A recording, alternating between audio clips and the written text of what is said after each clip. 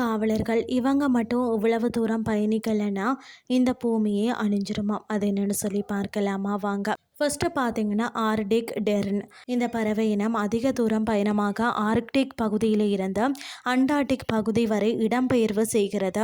வருடத்தில் 70,000 கிலோமீட்டர் காலை நேரத்திலேயே பயணிக்கிறதா. அடுத்தது பார் டெயில்டு காட்வீட். கடல்வாழ் உயிரினமாகிய இது பார்த்தீங்கன்னா 11,000 கிலோமீட்டர் அலஸ்காவில் இருந்து நியூசிலாந்து மற்றும் ஆஸ்திரேலியாவிற்கு பயணிக்கிறதா.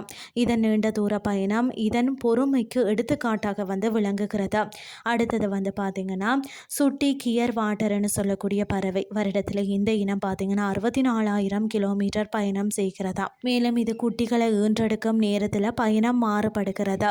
அடுத்தது லெதர்பாக் சீடர்டீல். உணவிற்காக குளிர்ந்த பகுதிக்கும் கூடு கட்டுவதற்காக வெப்பமான இடங்கள் என்று கடலில் ஆயிரக்கணக்கான மைல்களை பயணிக்கிறதாம். அடுத்தது தான் பார்த்திங்கன்னா மோனார்க் பட்டாம்பூச்சி.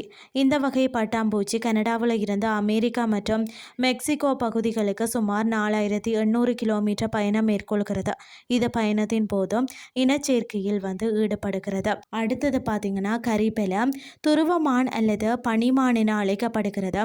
வருடத்தில் ஒரு முறையாவது 3,000 கிலோமீட்டர் தொலைவு இடம்பெயர்வு செய்கிறதா.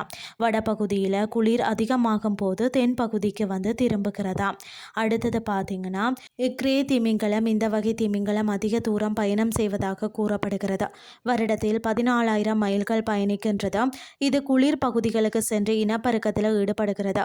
கோடை காலத்தில் அண்டார்டிகா பகுதியில் அதிக உணவிற்காக இடம்பெயர்வு செய்கிறதா.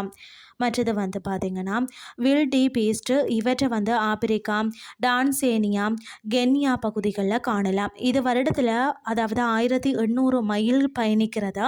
மனிதர்களின் வேட்டை, விவசாயம் போன்றவற்றால் இந்த இனம் அழிந்து வருகிறதா. தங்களின் உயிரை காத்து கொள்ளவும் இனப்பெருக்கத்திற்காகவும் உணவிற்காகவும் மற்றது சீதோஷ்ண நிலைமைகளுக்கு தகுந்தால் போல சில உயிரினங்கள் தங்கள் வாழ்நாள்களில் பல மைல் தூரம் பயணிக்கிறதுன்னே சொல்லலாம். இன்றைய கிறிஸ்டி உங்களுக்கும் பிரயோசனமாக அமைஞ்சிருக்கும்னு சொல்லி நானும் நம்புகிறேன். இதே மாதிரி மற்றொரு கிறிஸ்டின் வேலை உங்களை சந்திக்கிறேன். நன்றி.